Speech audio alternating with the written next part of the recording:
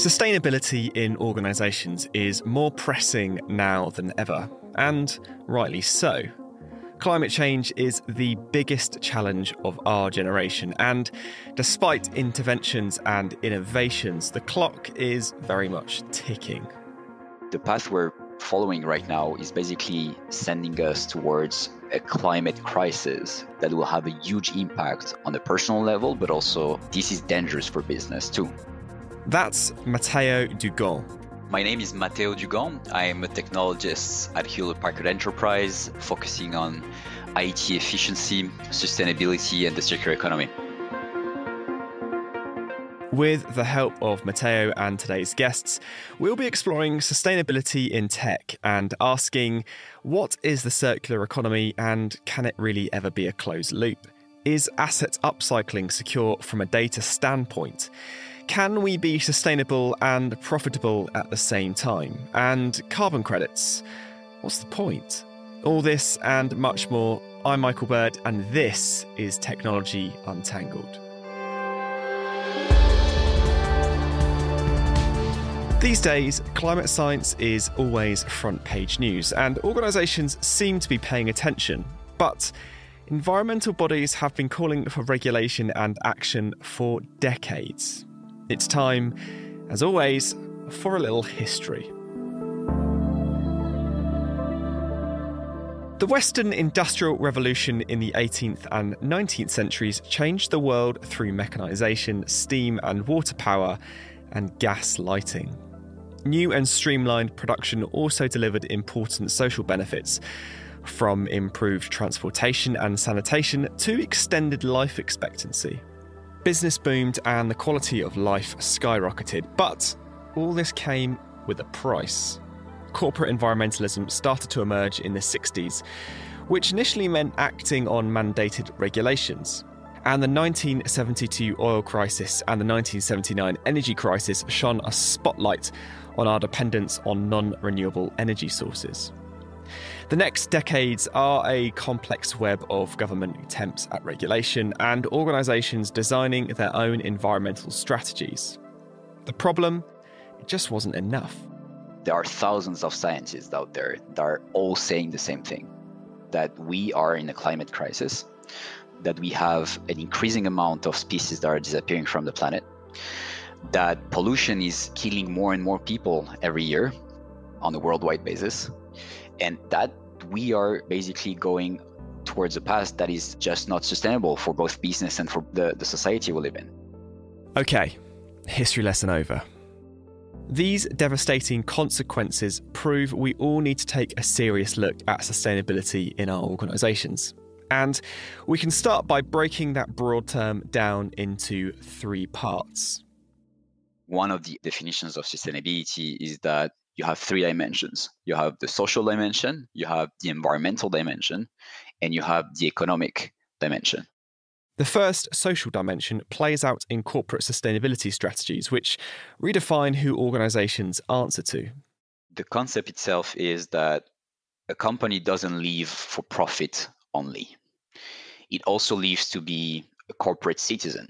Having a corporate sustainability strategy means that you acknowledge there are different stakeholders other than your investors. Investors are super important, of course. They're part of those stakeholders, but you have other stakeholders. You have customers, you have suppliers, you have partners, and you have the society and the planet. And you basically turn your strategy to make sure that you take into account and that you are going to benefit all those stakeholders. It used to be really something that was kind of a nice to have. It literally became a must have for any organization to embed some dimensions of corporate sustainability in their organizations. So the first thing to point out is when organizations, when they're thinking about sustainability, they're not only thinking about the planet and the environment. That's Steve Gair, Sales Director for Financial Services at HPE. Steve spends quite a lot of time thinking about the economic dimension of sustainability. They may be thinking about, their long-term viability of their organization, financial stability, thinking about growing revenue, attracting inward investment, also thinking about a sustainable supply chain. And is their business model sustainable? Sustainability as well is really important because companies are using it to attract talent. So they're making sure that their objectives and their goals are out there in the public domain. And that means that they can attract that young, early careers and new entrants into the business world. So driving sustainability can also mean driving efficiencies in an organization, including reducing costs. This can include how companies finance, consume, use technology, really trying to drive efficiencies across their organization. Attracting talent and investment while cutting costs sounds good. We've already hit one of sustainability's biggest stumbling blocks: tech. We've all got it, we all need it, and that's part of the problem. I think what is important to acknowledge is that there is always more to do. There is a scientific fact which says that the IT industry is today responsible for close to 4% of the greenhouse gas emissions on Earth. That's close to 1.5 more than the aviation industry, to give a little bit of context. We, as an industry, are generating close to 50 million tons of electronic waste, and that's increasing. That's the fastest waste category increase that we see today worldwide. When we talk about sustainable organizations, we're all aware that technology forms a large part in any organization's carbon footprint. It's one element of the goals that they're looking to drive down with regards to emissions in carbon footprint, in greenhouse gas. We have definitely that shared responsibility that we have to discuss about, that we have to raise awareness about, and that we have to implement strategies for. I think that the IT industry has stepped up to that challenge, and that a lot of the players have put in place very ambitious strategies, both from a waste generation perspective, but also from a climate perspective, and that are leading the way towards being more sustainable and more responsible in the way they do business.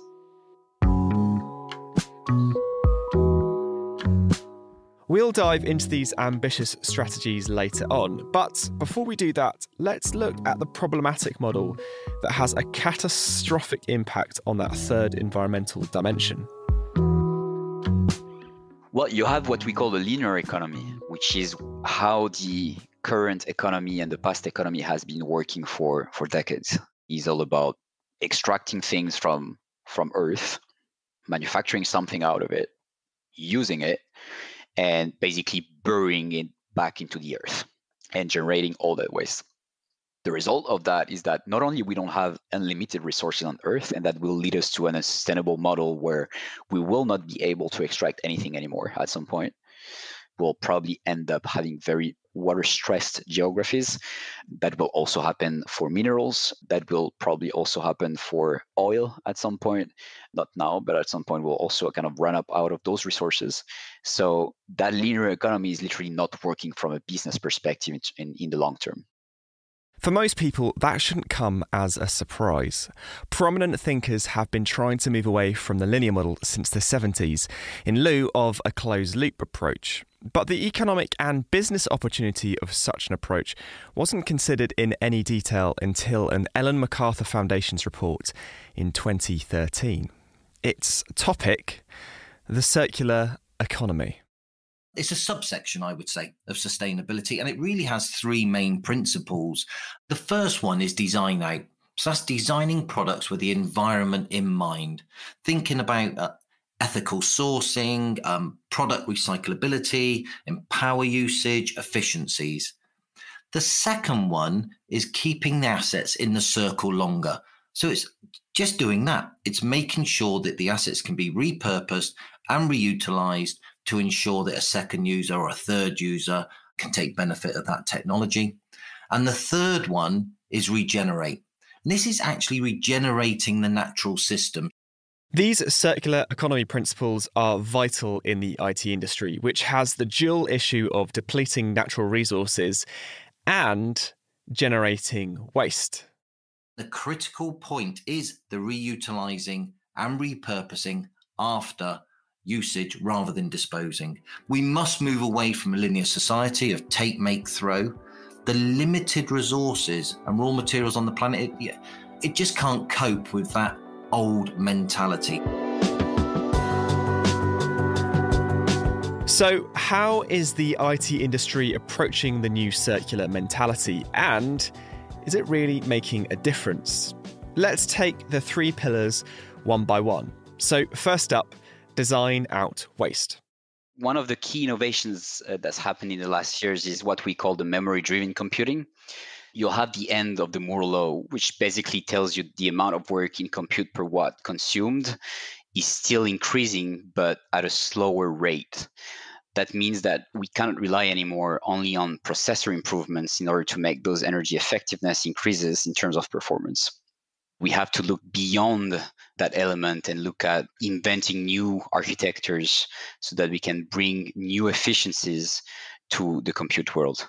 With the early results that we have showed that we have significant energy efficiency performances that can bring the energy consumption of such an architecture to a new level where we could essentially consume 1% of the energy consumed in traditional architectures to do the exact same work.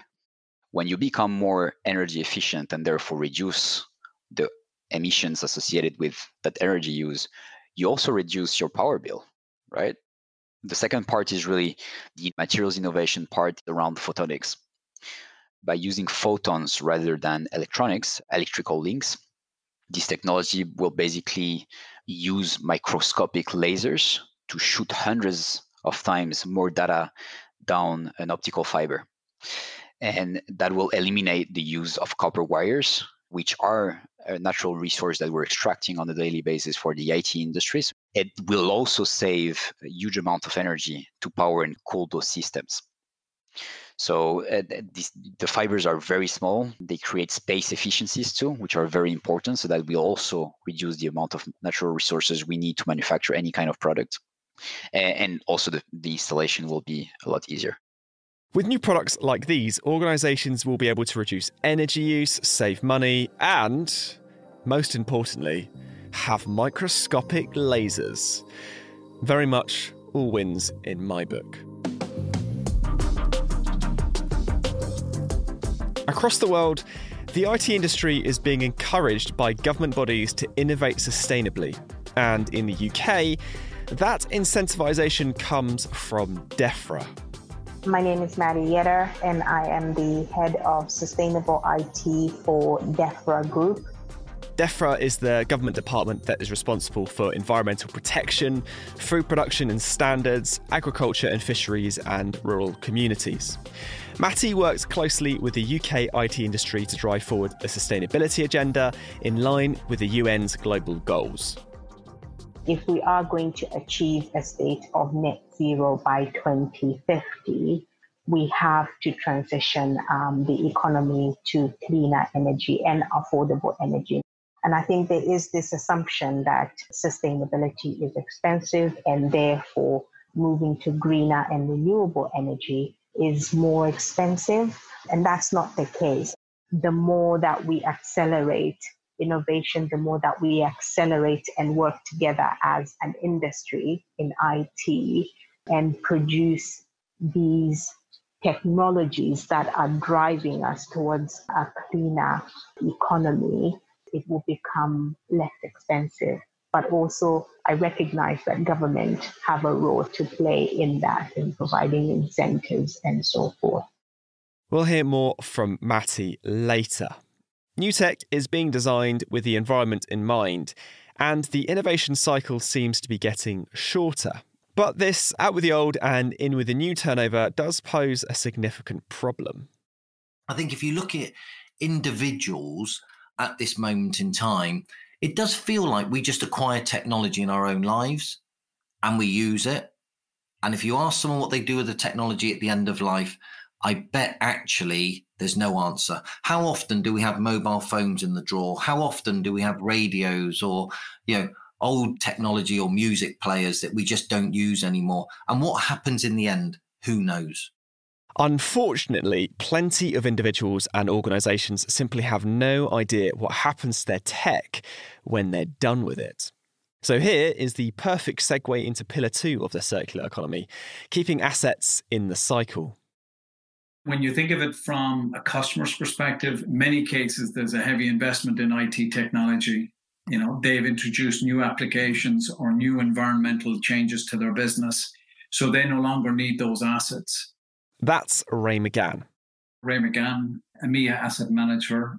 Ray is a manager at HPE's Erskine re-engineering facility in Scotland.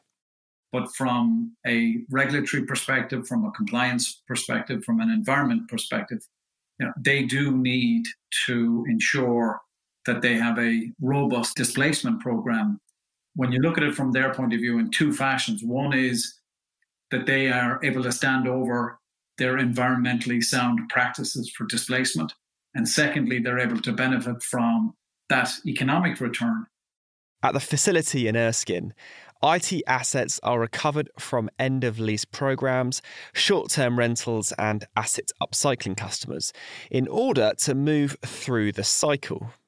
So if there's a discrepancy, and in many cases, companies will have upgraded their estate during the life of the asset. So if it's on a 5-year lease for data center equipment, for example, a high degree of probability that has been upgraded during its 5-year lifespan.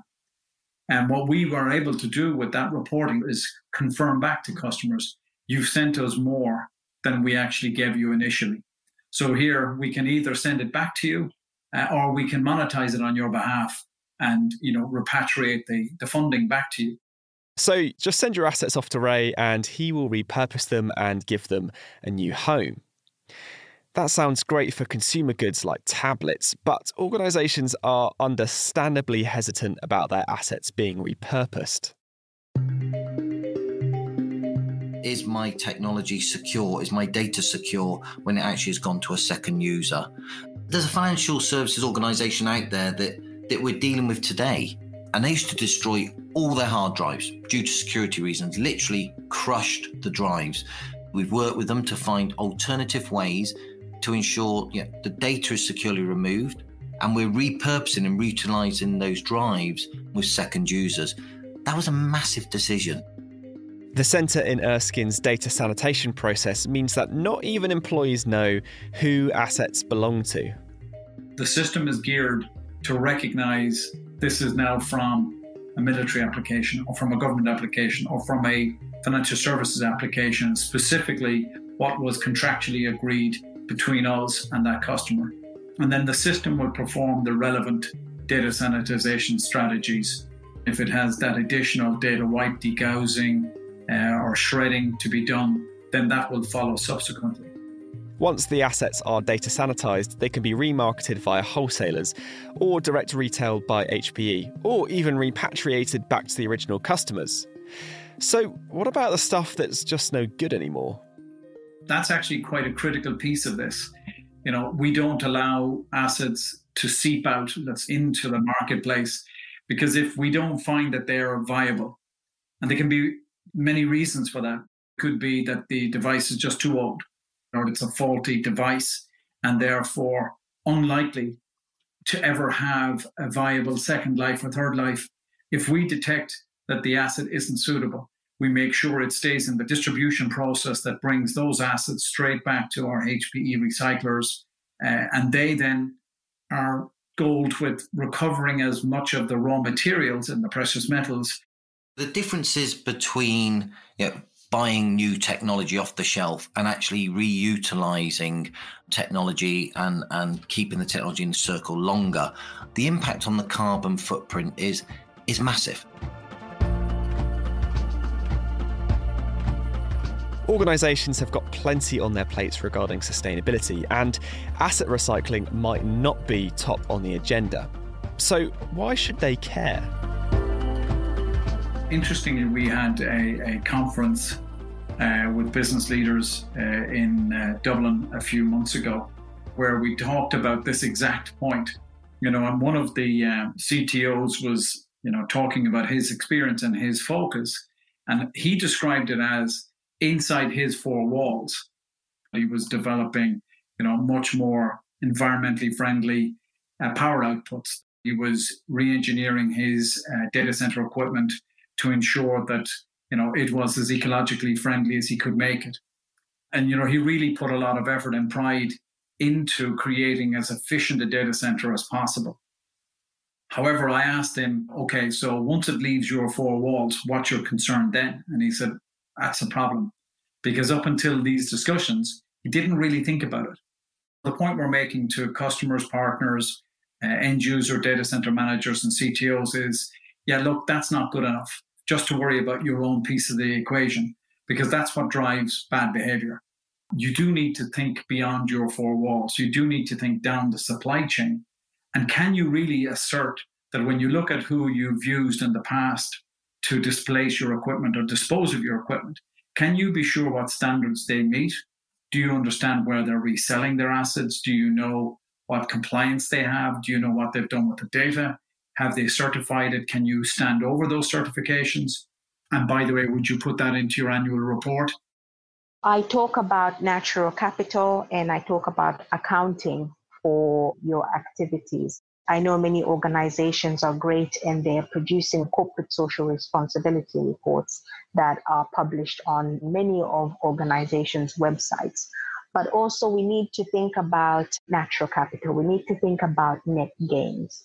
We're not just talking about the impacts that our organization is causing on the environment, i.e. just talking about carbon emissions that are produced or talking about the waste that's produced. We need to trace it as far back as from when we are extracting these resources from the earth and make sure that we are capturing that impact in addition to everything that is going on through our value chain all the way to the end of life of devices, of assets, to give us a holistic picture and to be able to help organizations plan.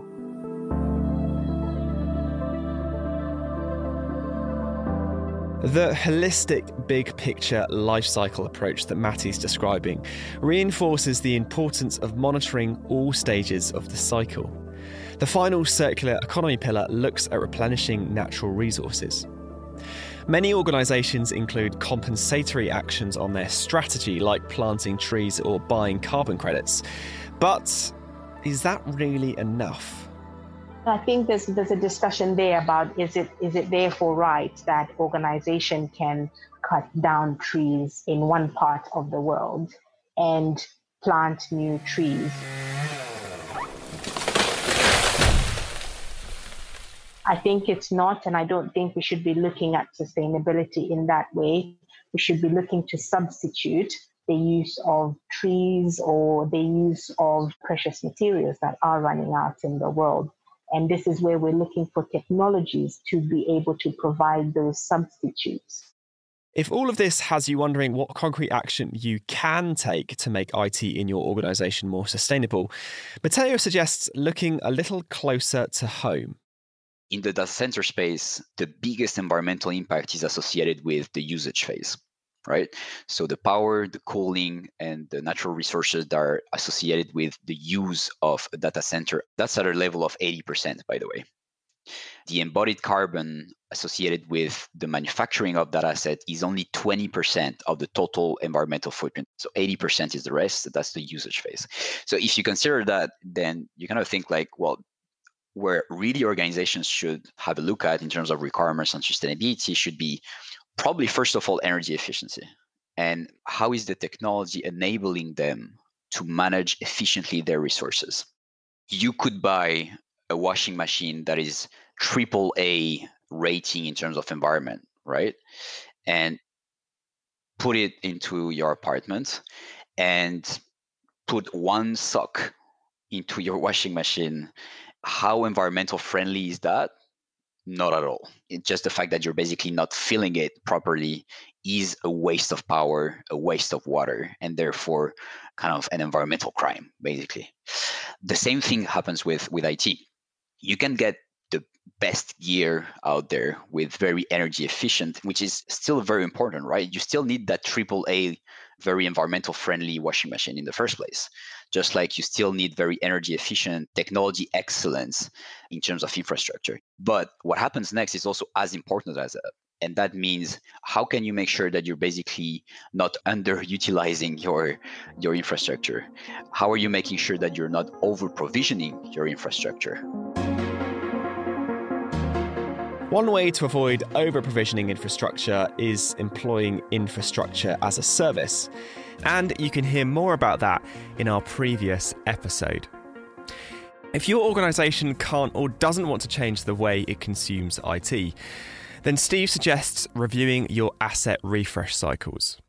Asset management takes a lot of discipline within an organisation and often will drive when things will be refreshed. I've heard some crazy ideas out there in the past. I've actually seen some crazy practices as well, which is where technology is being utilised for maybe 5, 6, 7+ years, simply because that's a depreciation term and accounting policy. So straight away, there's a conflict. So an asset may be ready to be refreshed, swapped out and changed, but because it hasn't reached its end of its depreciation cycle, the organization is holding back and preventing moving forward. And for me, the reason that's a decision that needs to be accelerated to refresh is the impacts of utilizing aging technology. It's a major issue around performance, around footprint, around cooling, around the environmental impacts. I think across the board, you've got that optimum level. And it's when is the right time to swap out technology compared to it being a financial strategy with regards to financial management and accounting principles. We can approach corporate sustainability strategies and the circular economy from a number of angles, and it's important to mention that this is a living process. All organisations have a part to play, and there's always something more to learn. You should always have a look at where your facts and numbers are coming from and make sure that they are aligned to science. One of the most famous sources that you can get is the IPCC. So that's kind of the Institute for Climate Change, and that's the worldwide renowned. So if there is anything that you can read on those topics, just read the last report, and it's a very science-based approach. It's not dramatic. It's not looking for drama or to scare anyone. It's really how much greenhouse gas emissions can we still produce in order to keep the warming of the planet under 1.5 degrees. Governing bodies like DEFRA are on hand to provide guidance and make sure that no organisation is left behind. So the regulation policies are there as businesses and as government as well. It's about engaging and collaborating, sharing ideas and knowledge, sharing our innovations and working together. Working together also means holding each other accountable, whether as organisations or as consumers. Consumers have a lot of power, so the decisions that we make in terms of purchasing products and services from companies, from organisations, making sure that we know that the businesses and the companies that we're doing business with think about sustainability at the heart of their operations and what they do. I always say that a company's profit margins and financial planning is a powerful tool. And if consumers can speak with that, companies will understand. As overwhelming as it might seem, tackling sustainability head-on offers a vision of a brighter future. I think it's also very important to highlight that there is an opportunity out there. This is not only about scaring people, because yes, of course, it is scary, but there is also another version of what we could do. There is also a beautiful opportunity for us to strive as a society, to strive in terms of business, without having that impact on the environment, making sure that we're actually taking profit from it and really making sure that we're respecting it. You've been listening to Technology Untangled, and a huge thanks to today's guests for joining us, Mateo Dugand, Steve Gair, McGann and Mattie Yeta. And you can find more information on today's episode in the show notes. Make sure to hit subscribe in your podcast app and join us next time when we'll be looking at hyper-converged infrastructure, speed, simplicity, scalability, and extreme consumption.